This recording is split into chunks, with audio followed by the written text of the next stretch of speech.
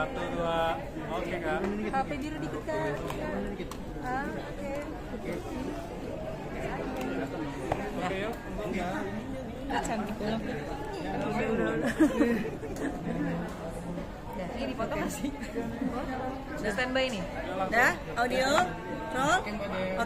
Oke, Ca, mungkin bisa dikatakan hari ini kegiatan dirimu seperti apa? Makin sibuk dengan aktivitas baru kah atau seperti apa sih, Ca? Ya, bismillah. Jadi hari ini aku ada book talk pertama aku. Jadi rangkaian seminar sebenarnya, rangkaian book talk dari terbitnya buku Kamu Tidak Istimewa. Ini buku kedua karya puisi.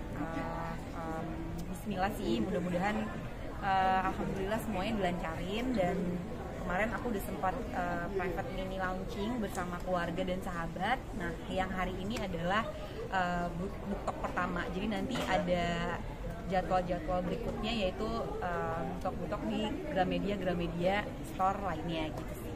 Si bukunya tentang apa sih Kak Ca? Yang kali ini, buku yang kedua ini kali ini tentang Ya, jadi Kamu Tidak Istimewa ini sebenarnya kiasan tentang dimana kita ini bukan satu-satunya makhluk Allah yang diuji. Jadi jangan pernah merasa yang paling menderita sendirian, karena setiap makhluk yang Allah cintai itu pasti semuanya diuji. Jadi kita bukan satu-satunya pemeran utama di dunia ini, karena banyak sekali orang-orang yang juga lagi berjuang dalam hidupnya. Cuman kadang kita selalu fokusnya terhadap satu ujian, padahal nikmat-nikmat Allah tuh begitu luas gitu sih. Jadi sebenarnya lebih ke kayak gini sih, kasarnya kayak Allah tuh bukan yang paling menderita lagi gitu. Jadi intinya kayak gitu sih, makanya kenapa judulnya Kamu Tidak Istimewa. Nulisnya sendiri berapa lama? 2 bulan ya? Nulisnya 2 bulan. Itu apa sih yang bikin nulisnya tuh cepet gitu? Iya, ke-trigger nulisnya cepet. Dan itu kapan sih nulisnya gitu? Jadi alhamdulillah karena deadline dari editor saya juga cepat-cepat ya, jadinya juga atas izin Allah, ya Allah mudahkan gitu. Aku bikin puisinya juga cepat, karena kan berarti total puisinya itu ada sekitar 76 puisi gitu, kalau nggak salah ya, 76 atau 73 gitu deh. Jadi itu harus diselesaikan dalam waktu kurang lebih 2-3 bulan gitu, untuk mempercepat juga proses ilustrasinya, karena kalau aku bikin puisinya lama, maka proses ilustrasinya pun juga jadi lama gitu. Jadi benar-benar harus disesuaikan dengan deadline gitu sih. Bisa dikatakan kayak ini puisi-puisinya apa yang dirimu alamin atau seperti apa sih terinspirasi?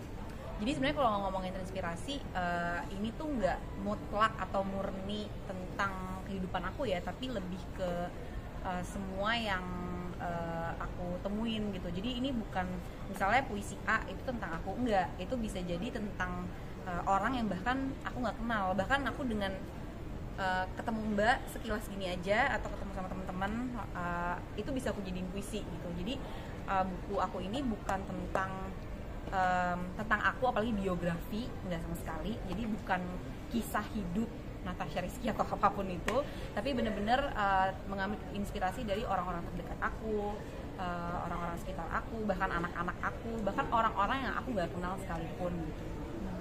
Gitu sih.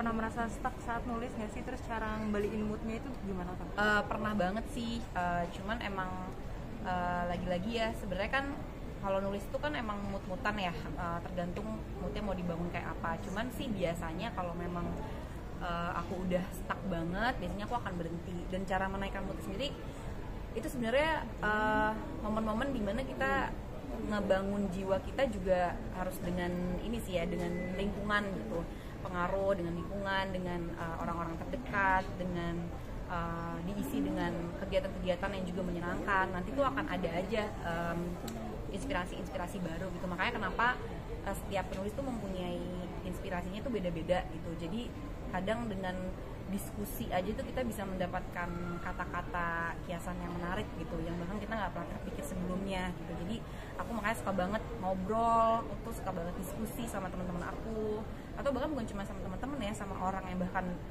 baru kenal pun suka aja mendengarkan mereka tuh ngobrol, bicara gitu. Terus sering banyak-banyak searching, sering baca juga, sering searching juga, sering banyak-banyak nanya sama orang. Jadi kadang lisan-lisan dari mereka tuh yang bisa jadi ada hikmah di dalamnya gitu. Itu yang biasanya aku masukin ke puisi.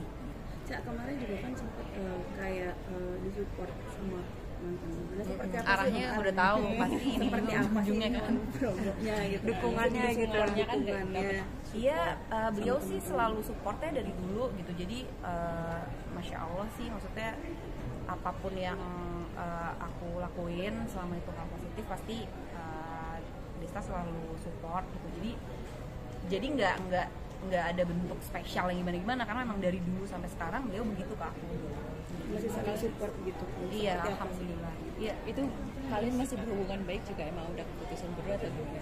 iya emang alhamdulillah ya seperti yang pernah aku bilang ke teman-teman sebelumnya dari dulu sampai sekarang ya beliau masya Allah sih beliau baik banget sama aku ya kita kan hidup tuh udah bareng-bareng kan udah 10 tahun ya terus sampai sekarang pun kita tetap membangun co-parenting yang baik gitu pastinya buat anak-anak gitu dan secara personal pun emang hubungan kita juga baik gitu ya jadi nggak ada yang perlu diiniin sih sebenarnya memang saling support aja kayak dia juga misalnya lagi bikin karya apa gitu kan pasti aku pun juga support dia gitu kayak kemarin gitu aku juga lagi tanding kan aku juga support jadi ya simple aja sih kayak saling gimana sih kayak temen kayak semangat. Tapi ada yang lucu nih Cak, bisa dikatakan itu katanya sama netizen nih jodoh-jodohnya sama Bisma nih. Itu temen juga sih ketemu sama anak-anak smash reuni aja sebenarnya karena sempat ketemu di acara fashion terus ketemu sama mereka gimana sih kayak 12 tahun dulu sinetron gitu jadi kayak seru banget terus akhirnya kemarin pas banget ketemu juga di salah satu mall di Jaksel ya udahlah akhirnya ngumpul pas banget aku lagi sama anak-anak dan sama keluarga. Nah, ini nanggepin sebentar komentar netizen yang suka ngucuk-ngucukin kalian rujuk itu gimana sih Kak? Ya itu mah jadiin ini aja lah sebagai bentuk doa aja untuk aku dan keluarga. Pokoknya selama netizen semuanya yang selalu support, selalu ngedoain yang baik-baik, masya Allah.